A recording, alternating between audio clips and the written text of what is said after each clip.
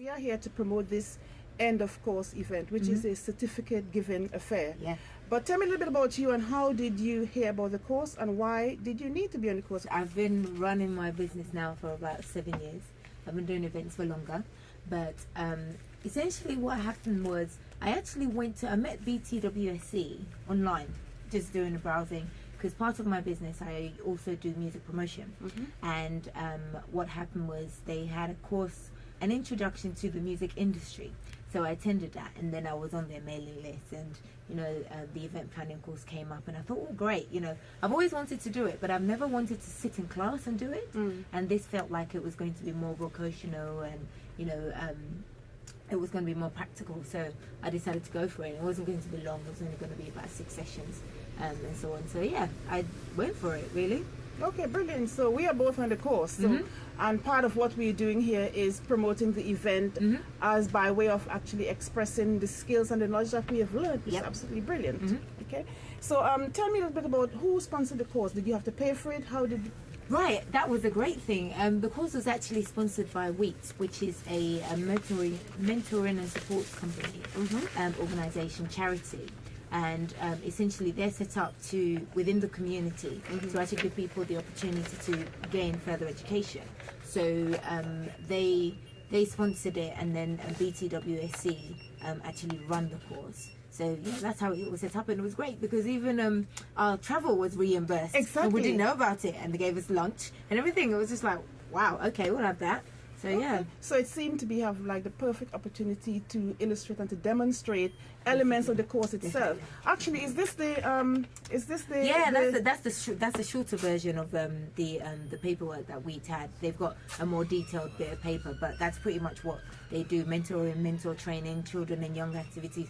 Lots of stuff for the community. So, brilliant. Yeah. Tell us a bit about the course itself in terms of the dynamics of the content, because I know when the course organizers said about the big O, I saw people's eyes open and went into places where we had no intention to go. Yeah. What's the big O about relative to events planning? The big O is about the objective. A lot of us want to do something, but we don't know where we want to go with it.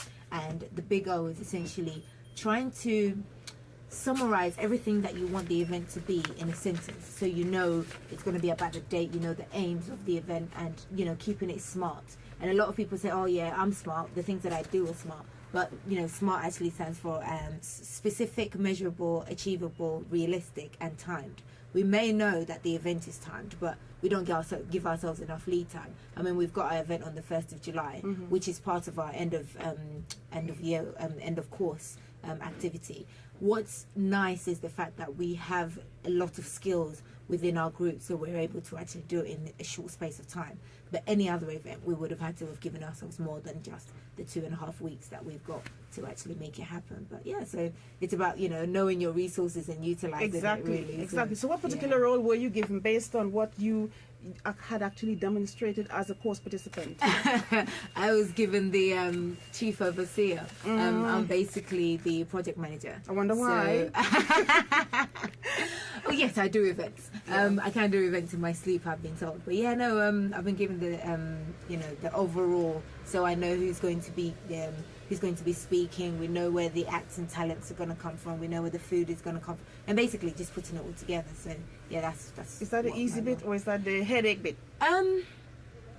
It's an alright bit, I think because I've done other events like that and I've had to be in that role before, it's not too bad. And plus I know the people on the course, so it's just about a matter of communicating. If it was a fresh group of people that I would have had to put together and work with, I probably would have been on my toes a little bit. But yeah, it's not too bad. Okay. Before we go on to the event itself and the purpose of that event, there was an element of the course that we were all kind of was magnified. Do you remember what that is? It's an MP.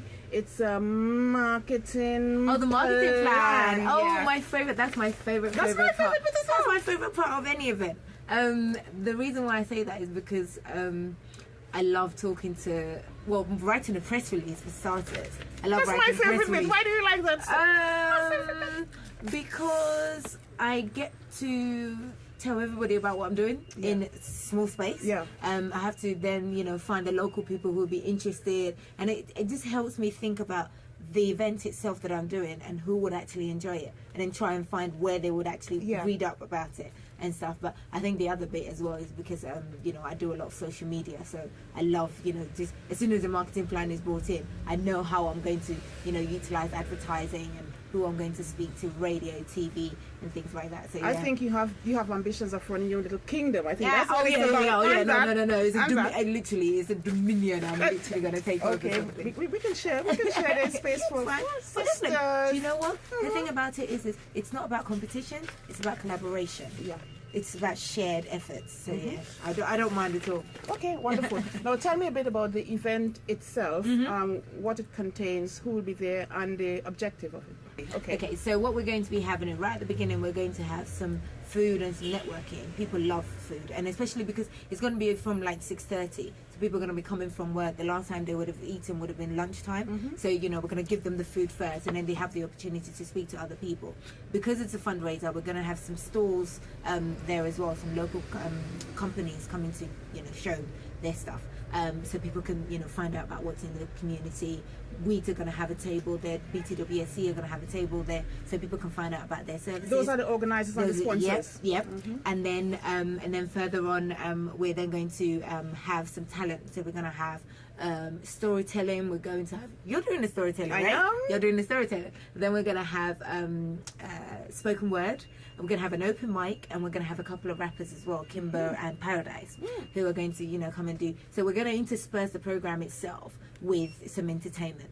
And the main part of the program, aside the fundraising, is also us receiving our attendance certificates. Obviously, we haven't handed in our assignment yet, so we can't get our certificate for that. Okay, so so the end of the event, what would it look like in terms of the next phase after the program? Our assignment's due 2 weeks after our event, so we don't have a breathing space. Literally after we've packed down and we've done our debriefing, it's basically get your head down and do your. But because it was mentioned to us right at the beginning to start thinking about what we were going to do, everybody's sort of got an idea, and we've picked up skills during the course as we've gone along. So as we've done the press release, people are thinking about who they're going to write a press release for. Even if they're doing a birthday party, they still know they have to do a press release.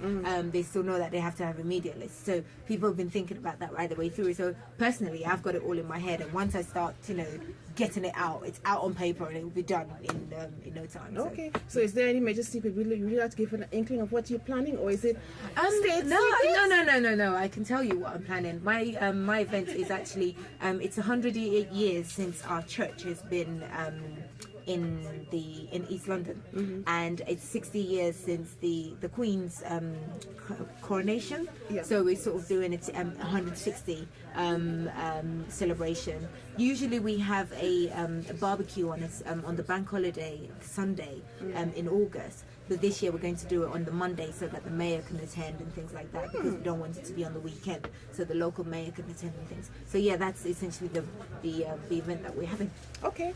Well, I'm planning an event to be hosted by the Trinidad and Tobago High Commission, and hopefully be hosting members and participants of the course. Okay. So your invite... We spoke about that. We talked about your invite is in the post.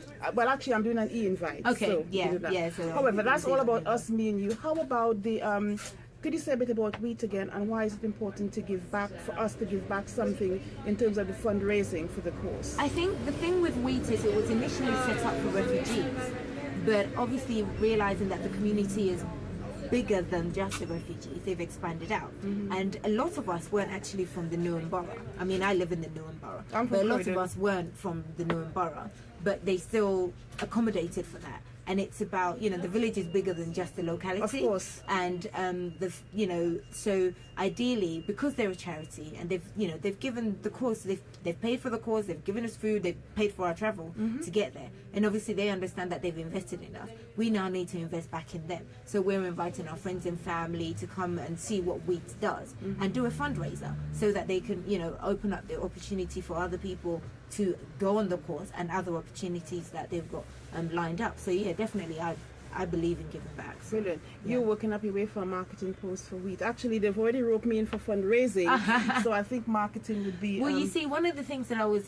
thinking about as well, I've got an event at the end of this month. I've got both dates on the 29th of June. We've got a youth conference for 16 to 19 year olds, and one of the services that they actually provide is specifically to 16 to 19 year olds.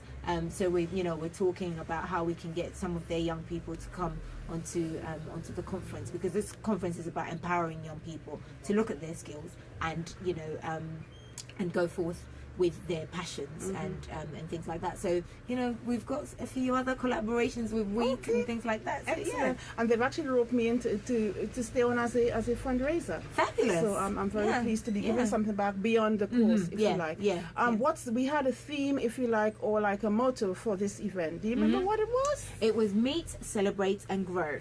Meet, celebrate and grow.